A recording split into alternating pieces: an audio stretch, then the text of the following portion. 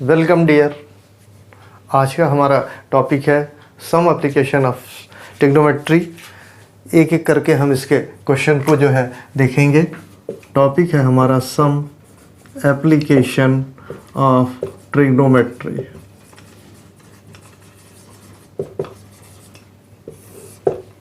ये chapter 9 class 10th NCERT और इसमें जो टॉपिक है वो है हमारा height and distance. Height and distance यानी कि हम किसी भी चीज़ की हाइट और एक तो ऑब्जेक्ट होगा जिसे हम देखेंगे, एक हमारा ऑब्जर्वर होगा जो उस ऑब्जेक्ट को देख रहा होगा। ऑब्जेक्ट कितनी हाइट पर है या कितने नीचे है, हाइट हो गया, और उसकी जो वर्टिकल लाइन है उससे क्या डिस्टेंस है, इसे हम डिस्टेंस में जो है मेज़र करेंगे। पिछली जो वीडियोस हैं उनमें ये बातें हमने क्लियर किया हुआ है कि कैसे इस टाइप के क्वेश्चंस को सॉल्व करेंगे। पिछली वीडियो में मैंने कुछ क्वेश्चन सॉल्व किए हुए हैं, उसके कंटिन्यूएशन में वीडियो जो ये मोबाइल में डाउनलोडेड है हमारा ये चैप्टर, वहाँ से फिर हम देखते हैं आगे।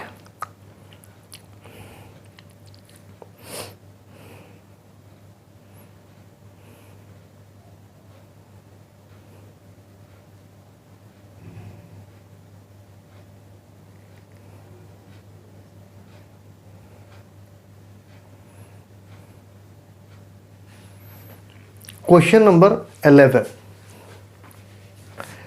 A TV tower stands vertically on a bank of a canal.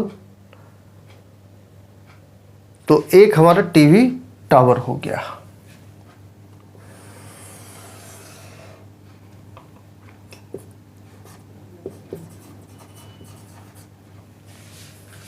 Question number 11. Exercise 9.1.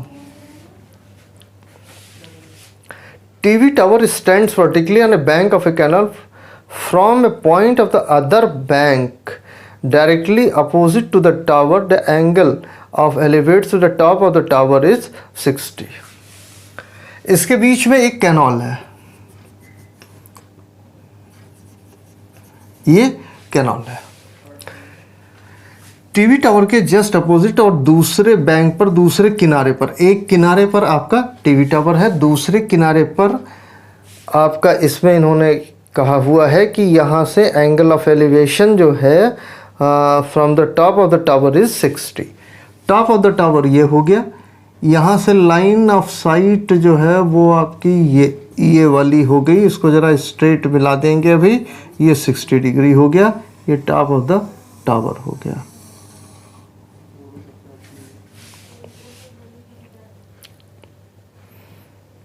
From another point 20 meter away from this point, from the line joining this point to the foot of the tower, foot of the tower ये जो है हो गया हमारा, ये जो है top of the tower हो गया। फुट ऑफ द टॉप को इस पॉइंट से आपने मिला दिया ऑब्जर्वेशन के, और अवे फ्रॉम दिस,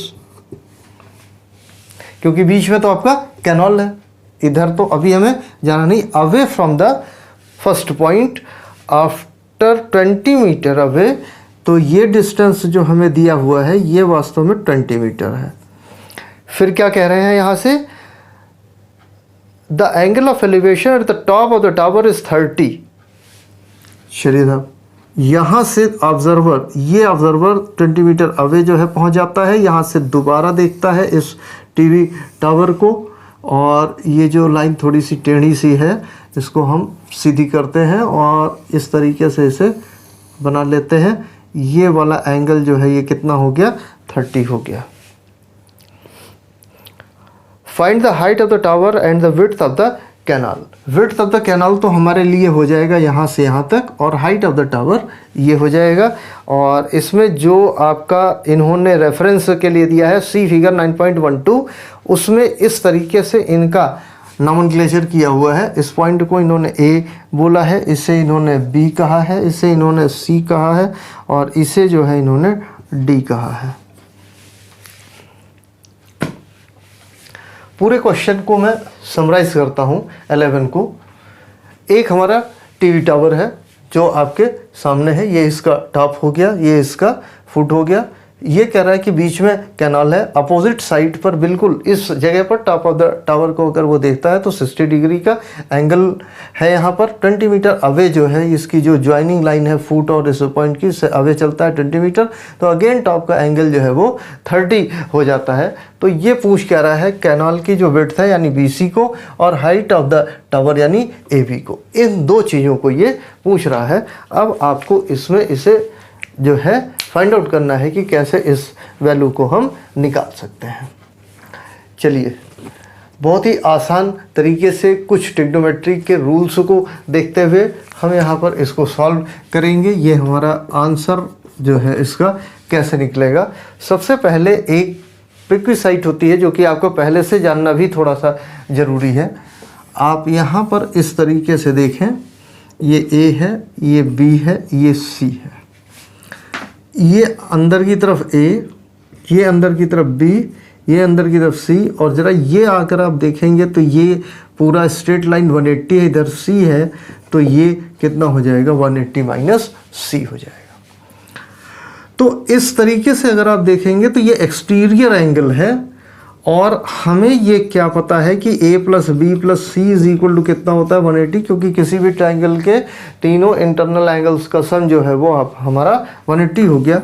और अगर हम केवल A प्लस B देखेंगे तो ये 180 माइनस C हो गया, यानी 180 minus C is equal to कितना हो गया A प्लस B, यानी जो एक्सटीरियर एंगल है किसी भी ट्राइंगल में तो वो रेस्ट ऑफ द पार्ट के जो टू एंगल्स हैं उनके सम के इक्वल है। यानी ये हमारा 60 है, ये 30 है, तो ये वाला एंगल भी हमारा 30 होगा, क्योंकि ये एक्सटीरियर एंगल जो है वो इन दोनों के सम के इक्वल होगा। एक बार दोबारा से आप इसमें देखिए, ये हमारा ट्राइंगल ABC है, इस लाइन को हमने थोड़ा सा बढ़ा दिया, ये इंटीरियर एंगल हो गया, ये एक्सटीरियर एंगल। इस तरीके से हमने यहाँ पर सॉल्व कर लिया कि जो एक्सटीरियर एंगल है वो इन दोनों के सम के इक्वल है। तो ऐसे ही इस वाले ट्राइंगल में ये हमारा एक्सटीरियर हो गया, तो ये वाला पार्ट हमारा 30 हो गया, तो ये वाला पार्ट भी हमारा कितना हो गया 30 हो गया। किसी भी ट्राइंगल में अगर ये और ये एंगल सेम है तो इसके सामने की साइड इसके सामने की साइड के इक्वल होगी। तो कहने का मतलब अगर ये 30 है, ये 30 है, तो ये भी 20 है, तो ये भी आपका कितना हो जाएगा 20 मीटर हो जाएगा। Very easy manner. This is the 60 exterior angle, one angle is the 30, तो रेस्ट पार्ट भी हमारा कितना हो गया 30। इस ट्रायंगल में 30 30 ये हो गया सेम, तो ये वाली साइड इस वाली साइड के इक्वल हो गई। ये पहले से गिवन है 20, तो ये भी हमारा जो है कितना हो गया 20 हो गया। ये 90 के सामने है, हाइपोटेन्यूज हो गया, और ये हो गया बेस, और ये 60 के अपोजिट है, ये क्या हो गया परपेंडिकुलर। हाइपोटेन्यूज और एंगल हमें पता है, बेस और जो हमारा यहाँ पर ये हाइट है ये हमें मिल जाएगी। ये जो बेस होगा वो कैनाल की विड्थ होगी, और जो हमारा परपेंडिकुलर होगा वो टीवी टावर की हाइट होगी। अगेन इस तरीके से हमने इसे सॉल्व किया। अब जो हमने किया हुआ है उसे हम थोड़ा सा लिख करके देखते हैं, क्योंकि हमें आंसर तो बहुत ही एक मैनर में देने हैं जिससे कि हमें बोर्ड में या जो है अपने आंसर शीट पर नंबर भी मिल सके। और स्टेप वाइज अगर आप इसे देखेंगे तो हम इस तरीके से लिखेंगे कि इन जो हमारा ट्रायंगल है ADC में, ट्रायंगल इन ADC, और जो हमारा एक्सटीरियर एंगल है यहाँ पर एक्सटीरियर एंगल, जो बातें हमने यहाँ पर कही हैं यानी ACB इज इक्वल टू कितना हो गया 60, और ACB जो है इज इक्वल टू कितना हो जाएगा CDA, यानी ये वाला एंगल इसके और इसके सम के इक्वल होगा। तो CDA ये वाला पार्ट हो गया, एंगल कितना हो गया CDA, और प्लस इधर वाला पार्ट यानी DAC हो जाएगा। तो एंगल कितना हो गया DAC। ये जो ACB है ये हमें दिया हुआ है 60, और जो हमारा CDA है ये भी हमें कितना दिया हुआ है 30, और हमें एंगल DAC यहाँ पर फाइंड आउट करना है। तो 60 माइनस 30 इज इक्वल टू कितना हो गया DAC, दैट इज DAC जो है वो हमारा 60 माइनस 30 इज इक्वल टू 30 हो गया। तो ये वाली बात तो हमने यहाँ पर लिख दिया। अब हम दोबारा इसमें लिखेंगे कि इन ट्राइंगल, कौन सा ट्राइंगल है ACD, इन ट्राइंगल ACD हमारा angle A is equal to angle A is equal to कितना हो गया 30। तो हम यहाँ पर लिख सकते हैं कि जो हमारा AC है वो इक्वल हो जाएगा किसके, CD के, और ये हमें कितना दिया हुआ है 20 के। जो बातें अभी हमने यहाँ पर कही थी कि ये एक्सटीरियर एंगल 60 है, ये 30 है, ये हमारा 30 हो जाएगा क्योंकि इस 60 को कवर करने के लिए 30 में हमें 30 ही ऐड करना होगा। ये 20 है, ये हमारा 20 हो गया।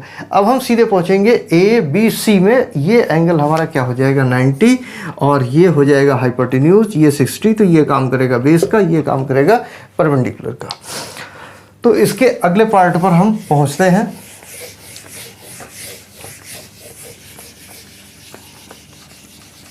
क्वेश्चन 11 है अभी भी ये।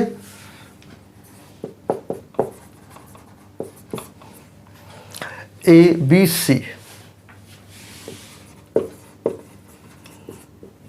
Angle B is equal to 90। अब ये अगर आप यहाँ पर देखें तो जैसा कि मैं आपसे बार बार कह रहा हूँ, ये बेस हो गया और ये परपेंडिकुलर हो गया,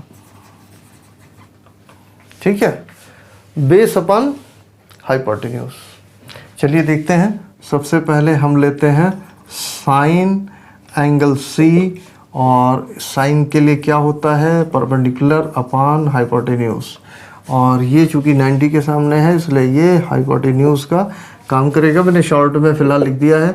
परपेंडिकुलर की जगह जो है कितनी हो जाएगी AB हो जाएगी, हाइपोटेन्यूज की जगह जो है आपकी कितनी हो जाएगी AC हो जाएगी।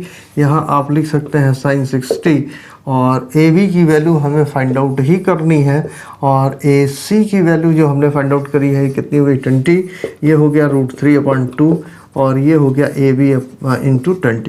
ये क्रॉस मल्टीप्लिकेशन इसमें लगता है, तो ये हमारा 2AB हो गया और ये 20√3 हो गया, और AB की वैल्यू हो जाएगी 20√3/2, और 2 यहाँ पर आ जाएगा 10 इज इक्वल टू कितना हो गया 10√3 मीटर। यानी जो इसकी हाइट है वो हमारे लिए जो हाइट आ गई वो कितनी आ गई 10√3 मीटर्स। अब दूसरी चीज़ जो हमें इसमें और निकालनी है वो वाला पार्ट है कैनॉल की विड्थ। तो इसमें ये बेस है, ये हाइपोटेन्यूज है। ऐसे में हम लोग लगाएंगे cos angle C is equal to कितना हो जाएगा बेस, और यहाँ पर ये कितना हो जाएगा हाइपोटेन्यूज, और ये चीज़ हो गई cos 60, और हमारा बेस कितना हो गया BC, हाइपोटेन्यूज हमारा कितना हो गया AC, ये हो गया हमारा BC, ये हमारा हो गया 20, ये हो गया 1/2, ये हो गया BC upon 20, 2 into BC 20 into 1, यानी आप यहाँ पर देख सकते हैं 2 into BC is equal to 20, यानी BC इज इक्वल टू हो गया 20/2 इज इक्वल टू 10 मीटर्स। तो कैनॉल की जो विड्थ आ गई वो 10 मीटर आ गई। दोबारा से क्वेश्चन, और in short TV tower canal opposite side 1 point, elevation of the angle of the top of the tower is the 60। इससे आप जो है फुट से इस पॉइंट को मिलाने वाले पर आप अवे यानी दूर की तरफ आप जाएंगे 20 मीटर, वहाँ से दोबारा टॉप को आप देखेंगे, हमारा एंगल कितना हो गया 30 हो गया। ये 60 है, ये 30 है, ये 30 है, ये दोनों क्या हो गया इक्वल हो गया। ये 20 है, ये 60 है, ये हमारा 10 आ गया कॉस के फार्मूले से। ये 20 है, ये 60 है साइन के फार्मूले से 10√3। Question overall solve. एक दो क्वेश्चन और लेकर के इस पूरी एक्सरसाइज को हम जो है क्लोज करते हैं। और अगर आप लोग अपने कमेंट सेक्शन में हमें बताते हैं कि इस तरीके के कुछ और क्वेश्चन की आवश्यकता है तो फिर इसमें और वीडियोस बनाए जा सकते हैं। चैनल का नाम है सुधीर के मंत्रास। आप इस पर सब्सक्राइब करेंगे तो आपको एग्जामिनेशन से पहले, प्रिपरेशन से पहले, कंपटीशन की तैयारी से पहले नोटिफिकेशन बस आपको मिलते रहेंगे, जिससे आप अवेयर रहेंगे कि अब किस चीज़ पर वीडियो आ गई है। और आपकी डिमांड पर ही वीडियो मुझे बनानी है, क्योंकि ये आपके सीखने के लिए बनाया गया है। चैप्टर का जो टैगलाइन है वो है लर्न के विद सुधीर के mantras. Next question.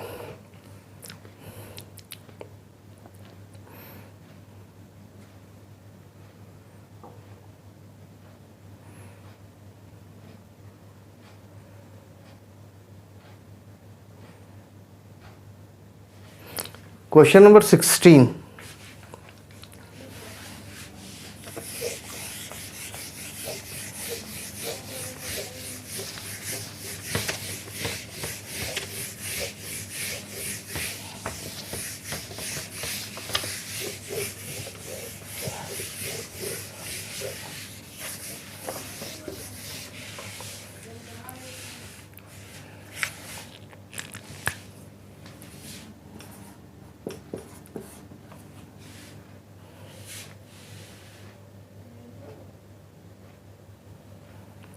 the angle of elevation of the top of a tower, this is the tower,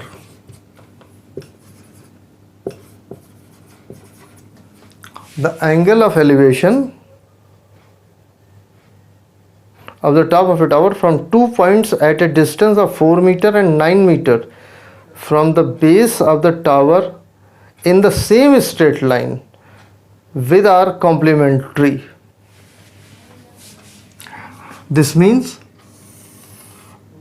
4 meter.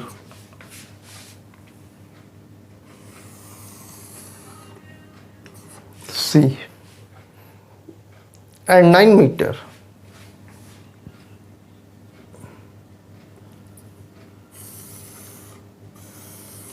D.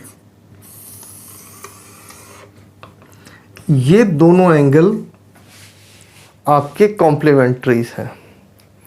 The angle of elevation of the top of the tower, the angle of elevation of the top of the tower from 2 points C and D at a distance of 4 and 9 meters in the same side in a straight line with are complementary. That means angle C plus angle D is equal to 90.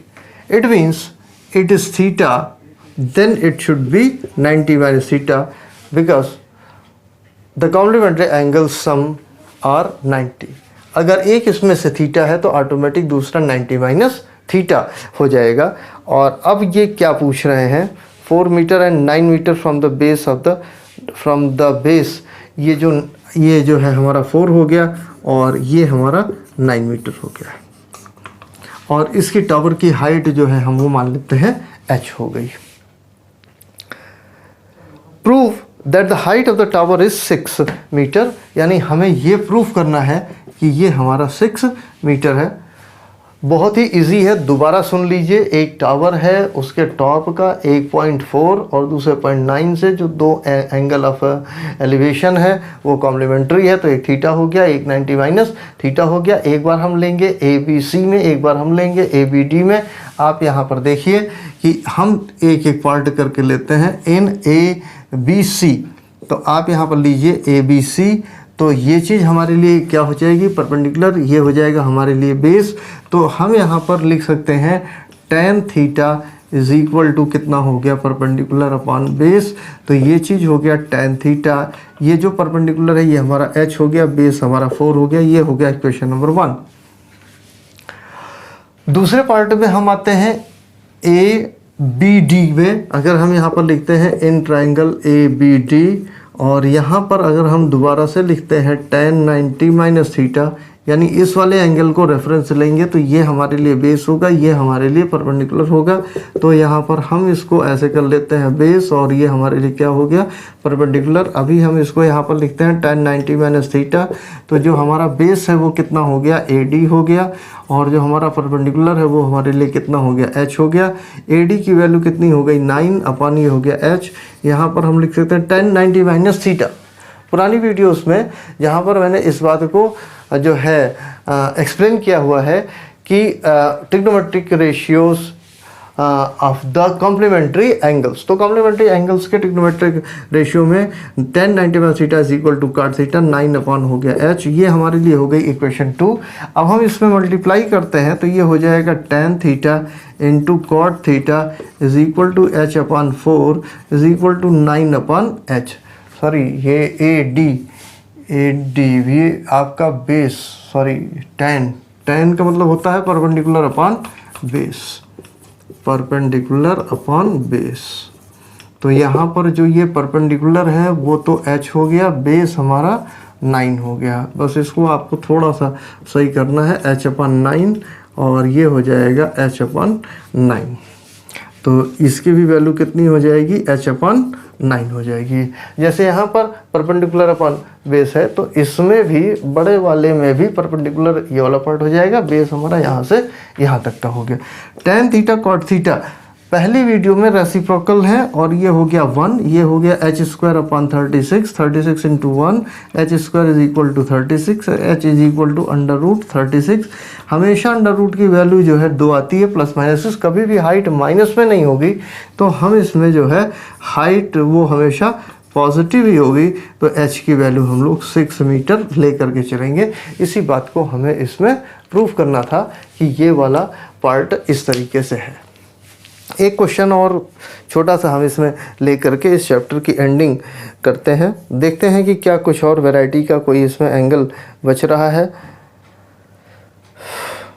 मोर और less सारी चीज़ें हमने इसमें कर लिया है cover. Comment box में आप इसको सॉल्व करने का कोई और जो है कोई और वीडियो की रिक्वायरमेंट होगी तो आप मुझे बताइएगा। तो ज़्यादातर tan का ही यूज़ हम करते हैं। कभी कभी हाइपोटेन्यूज की वजह से साइन का भी जो है इस्तेमाल कर लिया जाता है। अगर हमें परपेंडिकुलर निकालना है, बेस अगर हमें निकालना है तो cos का यूज़ हम कर लेंगे। अदरवाइज जनरली tan के फार्मूले से और tan की वैल्यू से हम बहुत सारी चीज़ें इसमें निकाल सकते हैं। तो ये जो है some application of the trigonometry height and distance chapter 9 exercise 9.1 और जो है NCERT के क्लास 10th सुधीर के मुमताज़ पर हैं आप। कमेंट बॉक्स में जो है इसके वीडियो के विषय में आप मुझे बताइए।